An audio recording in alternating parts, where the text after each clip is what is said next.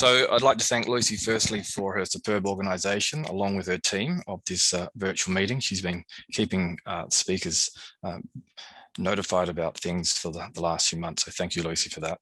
Thanks also to Nushka and Ryan Phillips for the very kind invitation to give this keynote lecture today. It's a great honour. Finally, before I leave this first slide, it is important to acknowledge my many current collaborators, and I will acknowledge some of my other collaborators along the way, and to thank the Australian Research Council for so generously funding my research for so many years.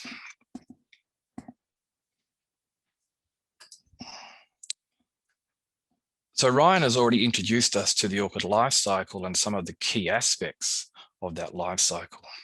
And this talk will focus on the pollination step, which is one of the two steps in the life cycle where many orchids are dependent on other organisms. And so this makes that point in the life cycle one of potential risk and vulnerability.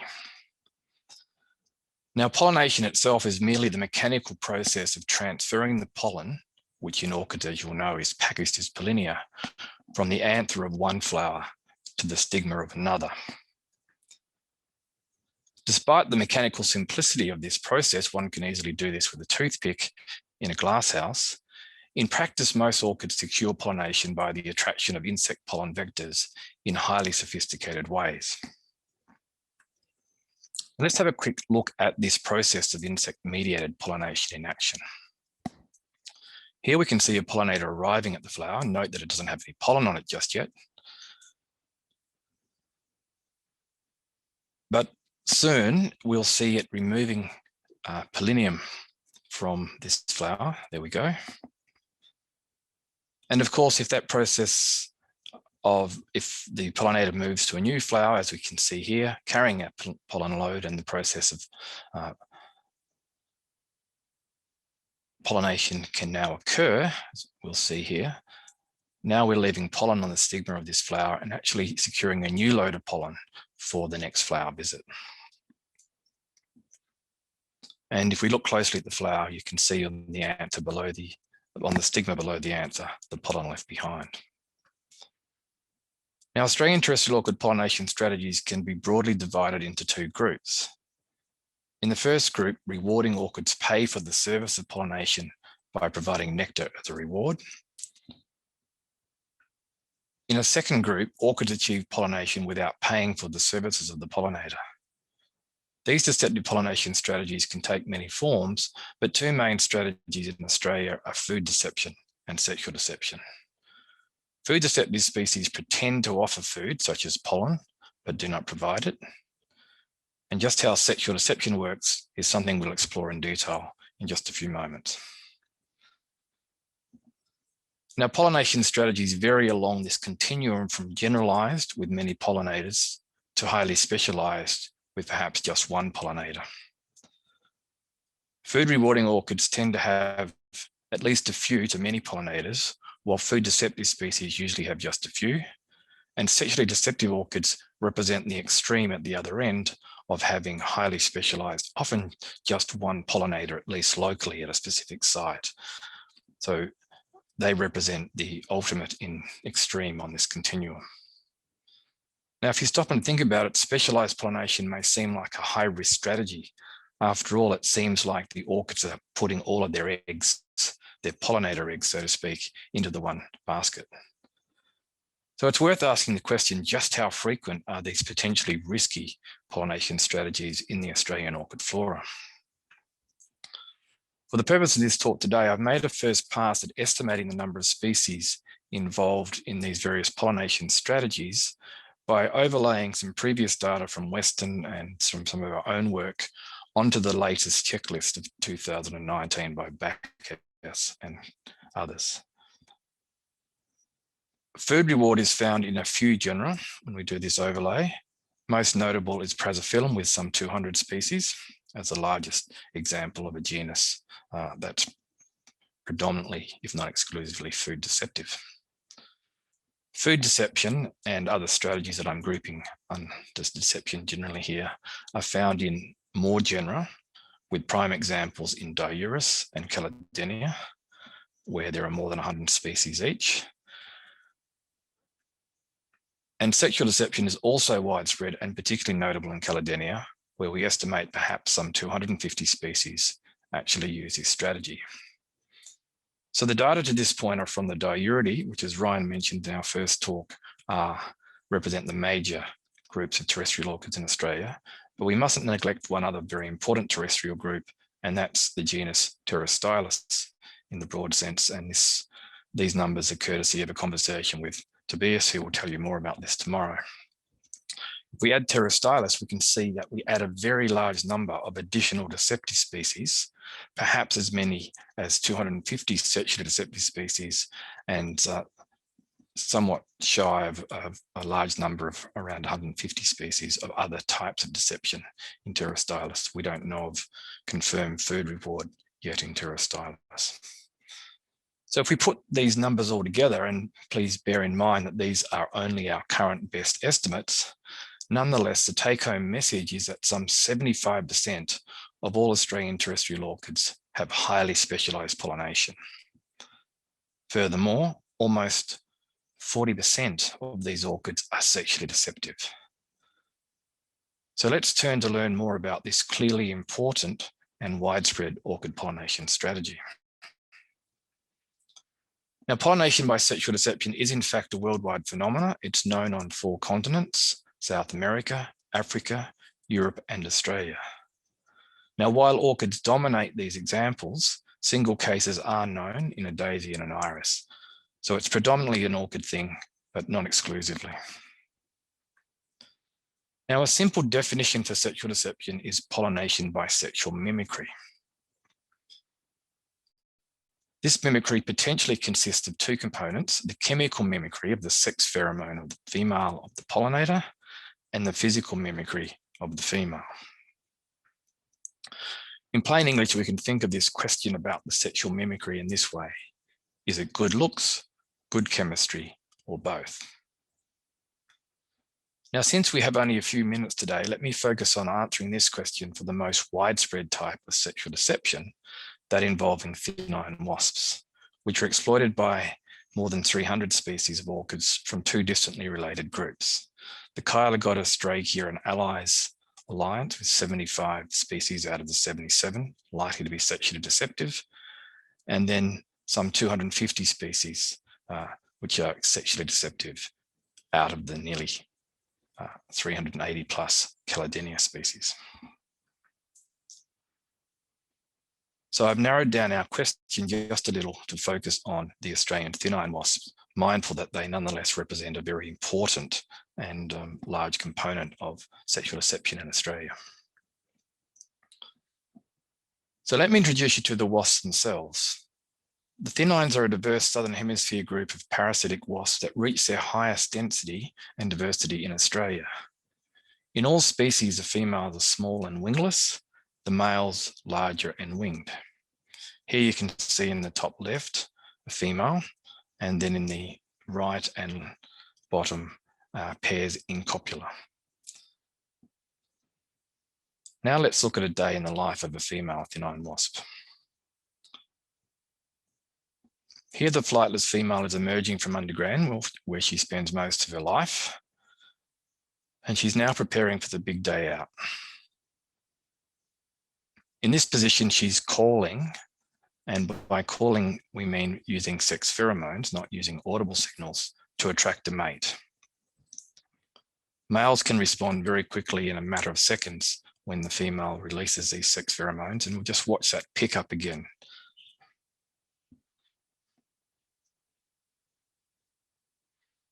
The male will now take the female in copula to a food source where mating and feeding occurs. And I want you to look very closely at the video here, because you can see the female is tucked under, but every so often she unravels and the male will feed her by regurgitation. We'll just play that again. So she's going to unravel and be fed by regurgitation. Females then return back home, where she will spend much of the rest of her life burrowing in search of beetle larvae on which she will lay her eggs. Now, it's this unusual mating strategy of the Thynnines that's been so widely exploited by sexually deceptive orchids, and perhaps the most compelling example of this extraordinary exploitation of the Thynnine wasp mating system and this fly-in pick up the female routine is illustrated by Dracea orchids. Here you can see the male pollinator flying into what it thinks is the flightless female wasp, only to be disappointed because he can't fly away with her. And instead he's tipped upside down in the position where pollination will occur.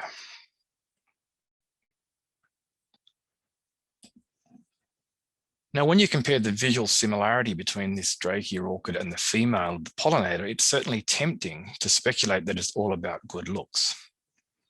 However, let me convince you otherwise. In this experiment, I'm dispensing synthetic copies of the sex pheromone of the female that I've just shown you in the previous photograph. At best, the bead is a very rudimentary mimic of the female. But as you can see here, only the bead with the chemicals on it is attractive. And it's very compelling that this is sexually attractive to the pollinator. You can see those genitalia exposed. It really thinks this is a female and it's trying desperately to find and grip onto that female so it can fly away with it. Now, I hope this video clip has prompted you to think, wow, how did you figure out the chemistry of the sex pheromone? Clearly, the chemistry of the sex pheromones holds the key to how pollination by sexual deception works. Therefore, commencing back in 2001 with an international team, my lab group has set out to unravel the chemistry of these interactions. The journey's revealed many exciting and many unexpected discoveries, and there remains much to be learnt after even 2 decades of work. In the next few minutes, let me just give you a plain English snapshot of some of the highlights of this research. Now, it is worth noting that most sexually deceptive orchid flowers have no detectable smell to humans. So to get at the chemistry of these orchid pollination interactions, we need to employ a series of field and laboratory experiments. And I'm going to omit the details today, other than to note 3 important things. First, one important step is that we need to use a laboratory technique that essentially allows us to ask the pollinator what it can smell. Remembering, of course, that the pollinator uses its antenna to smell. They don't have noses. The second important point I wanted to make is that investigating the chemistry of these interactions very clearly requires productive partnerships between chemists and biologists. And I cannot stress the importance of this enough. Photographed or shown here in these photographs are some of my chemist collaborators over this long journey of discovery. Third, it's important to note that there is lots of work for the biologists, including myself, not least in performing the final and exciting field confirmation step. This is the most exciting part of the whole process. And here you can see that I've successfully dispensed a very active sex pheromone onto this bead. In fact, it's just one component in that. And you can see convincingly as well that this is sexually attracting an orchid pollinator because of that very nice visible patch of yellow pollen on the insect there. Now, our 20-year-long and ongoing journey of discovery on the chemistry of sexual deception began with this orchid pollinator interaction, Kylogotis trapeziformis, and its Neozelloborea cryptoides Thynnine wasp pollinator. You can see here the genitalia of this male exposed, and you can see it's trying to grip with the end of the labellum on this flower, really thinking it is a female. And during that process of attempted mating with the flower, we see this all-important step of pollen removal occurring. And of course, returning to another flower. This flower has no pollen on the stigma at this point. The whole pollination transfer process can occur, and if we're lucky, we'll see this pollen transfer on the stigma. Now, to cut a long story short, and due to some brilliant chemistry by the late Vitko Franke's group in Germany, we identified the first Thynnine wasp pheromone back in 2003. Quite unexpectedly, this single component sex pheromone was not only new to science, but it represented an entirely new class of natural products. Furthermore, the same identical compound was used by the orchid to secure the male wasp attraction. So in this study, we were able to identify the wasp sex pheromone for the first time in a Thynnine wasp and to identify what we call the semiochemical, the compound used by the orchids to attract their pollinator. Now, across this talk, I'll be showing you some stick drawings of chemicals like this one. It's not essential at all for you to understand these in any detail. However, if you are interested, the lines in the stick drawings represent carbon with other compounds except hydrogen clearly marked. Now, we call this first compound chylogotone 1 after the genus Chylogotus in which we first found it. Now, in rather quick succession, we were able to discover that a family of 6 different chylogotone molecules were involved in orchid pollinator attraction. And we're able to experimentally confirm the chemical basis of pollinator specificity. For example, in this bioassay experiment, I presented 3 options to the pollinator, either chylogotone 1, chylogotone 3, or an equal blend, a 1-to-1 blend of the 2 compounds mixed. And what you can see here in the top is that Chylogotus trapeziformis, or the pollinator of Chylogotus trapeziformis, was only attracted by chylogotone 1. There was a very small minor response to the blend and none at all to the other chylogotone. Conversely, the pollinator of the other species down the bottom here showed no response whatsoever to Chylo 1 or the blend. All responses were to Chylo 3. Now, these experimental results and many, many others confirm that chemistry controls pollinator specificity. And it explains why we have such high pollinator specificity in this interaction of sexual deception. Now, this pollinator specificity can occur as a consequence of having a specific single compound to attract your pollinator, like we see here in the top, or it can also occur by having a specific blend. Now, in this lovely orchid, the crab-lip spider orchid, Caledonia plicata, our work uncovered even more unexpected results. Up to this point, the compounds involved in pollinator attraction were all closely related biosynthetically similar molecules, or biosynthetically related molecules. However, in this case, we unexpectedly discovered that 2 unrelated compounds were involved. And this is a very, very unusual situation in nature. Sex pheromones are generally blends of compounds from the same biosynthetic pathway. And so to discover this was most unusual. These 2 compounds, by the way, also need to be at a specific blend, a ratio of about 1.1 to 4. Now, in subsequent work, we further demonstrated just how finely tuned this system actually is. Here are the 2 critical components again, but what I need to tell you is that there's a whole bunch of very closely related molecules. And we had to look at all of these closely related molecules, and in fact, we tested their activity in the field.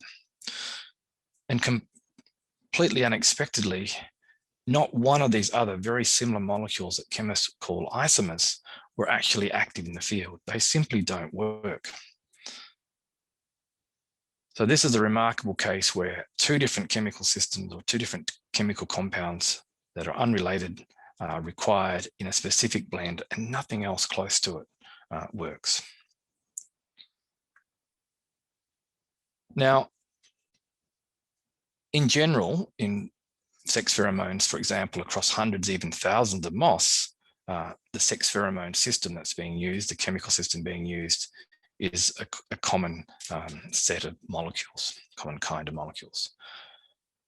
But to our utter amazement, in the Thynnine wasp, we've already uncovered 5 different types of chemical system. And again, this is very unusual. And we already know that this is just the beginning, just the tip of the iceberg. We know there are several other systems out there that we haven't yet been able to fully solve, but we know they're different. Now, furthermore, with just one exception, the compounds we've been uncovering are new to science and even entirely new kinds of chemicals involved.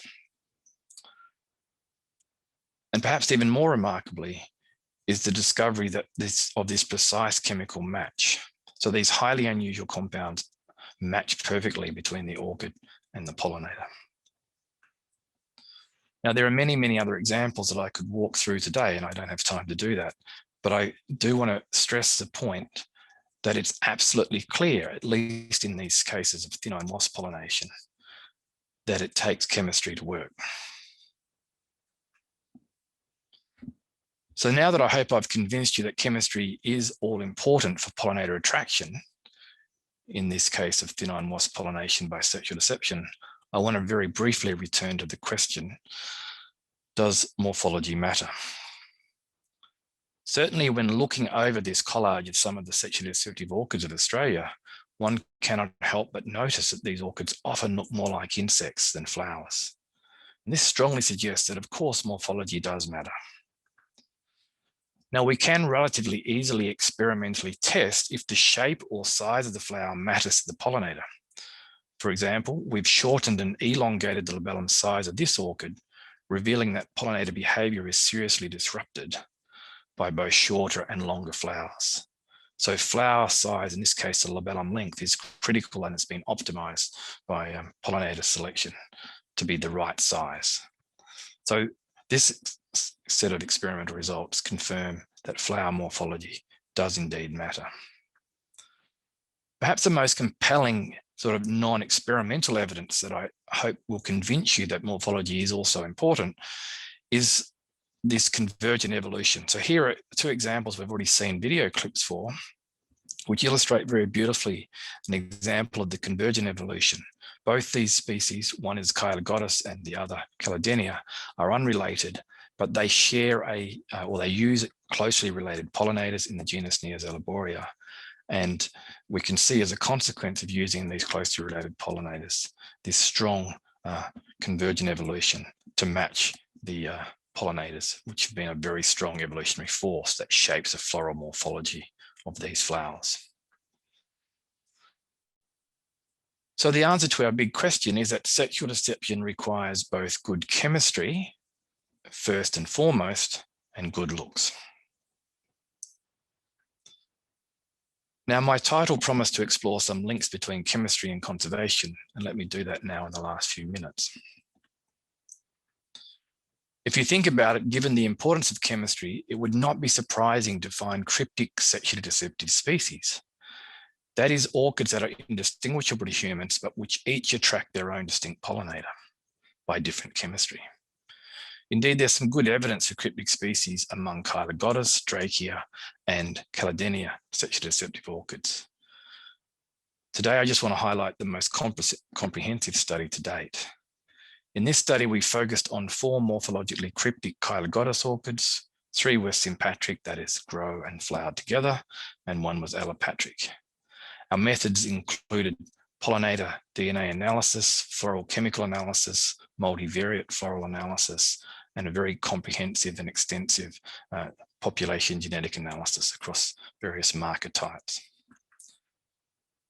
Now, one of the 3 sympatric cryptic taxa was readily distinguished from all others by both chemistry and genetics. That is to say, chemistry is a surrogate for genetics in this case, and could be used solely to identify the cryptic species.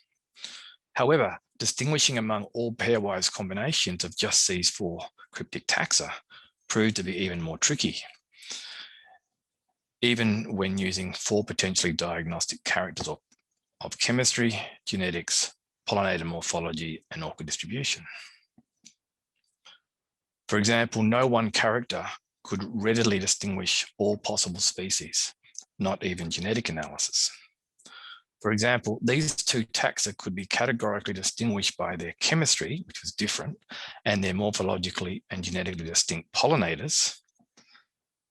But in the case of the allopatric taxon CPL, neither chemistry nor pollinator morphology was diagnostic in all cases, since it actually shared chemistry with CAV. Therefore, this pair could only be distinguished by genetic evidence and knowledge of its distribution. This included our allopatric taxon. So,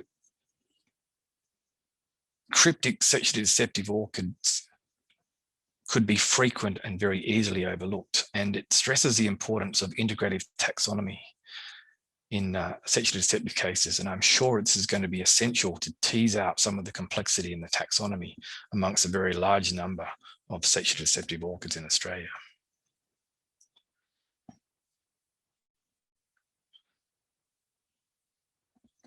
Now, in previous videos, we've seen how it's possible to attract pollinators with synthetic chemical blends. Indeed, we'll see this again in this clip of Drachea macrantha, which is the smallest Drachea, little balanced size, just about 4 millimeters across. The question I wanted to ask is, how might this trick be helpful for conservation? Clearly, one possibility is that we could now use chemical baiting, as you can see here. This is baiting for the pollinator well after the flowering time of the orchid, in fact. We could perhaps use chemical baiting to ensure that potential conservation translocation sites, in fact, contain the pollinator. And we can even do this without ever picking an endangered orchid. Indeed, in this recent publication, we've raised the possibility that Drachea macrantha could be one of the first orchid cases in the world where chemistry can be used to aid its conservation. Interestingly, we already know from the chemical baiting that in this species, the peak pollinator availability occurs 2 to 3 weeks after the peak flowering. And of course, it's possible under climate change that the coincidence of orchid flowering and pollinator flight times could diverge even more. And this is something we can now, in theory, monitor. As a very brief aside, and leaving behind sexually deceptive orchids for one moment, the potential use of chemistry to locate and study the pollinators is of course not restricted to sexually deceptive cases. For example, in 2020, we discovered that 2 unusual volatile compounds are emitted by this underground orchid, Rhizonthala speciosa. And since this species flowers in the dark within the leaf litter, it wouldn't be surprising at all if pollinator attraction is achieved via floral volatiles. In the coming field season, we're hoping to track down the pollinator and perhaps the pollination mechanism using field experiments with these compounds. In the longer term, it might even be possible to use remote chemical trapping of pollinators to help us locate new populations of the orchid. So in closing, let's quickly recap what we've learned today. We've been reminded that Australia has a diverse orchid flora in which deception dominates. Indeed, our estimates suggest about 75% of the more than 1,400 species that are dependent on pollinators are deceptive, and some 40% of all those species are sexually deceptive. Next, drawing on many years of research, I've shown you how sexual deception works, at least in the case of the Thynnine wasp pollination system.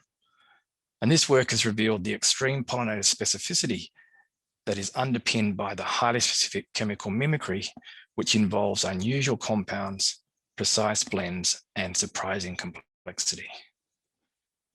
In a brief aside, I also made the point that flower shape and size is important too. Now, we touched on some important conservation implications. They include a consideration of cryptic species, which I highlighted will need some smart integrative taxonomy. I also raised the promise of chemical baiting as a novel tool for translocation site optimization and pollinator monitoring more generally.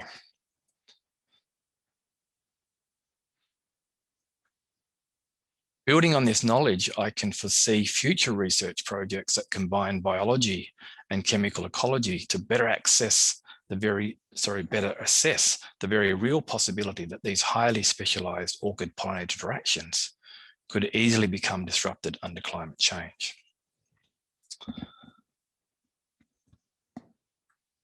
So with that conclusion, if there's time, I'm very happy to take any questions. Thank you.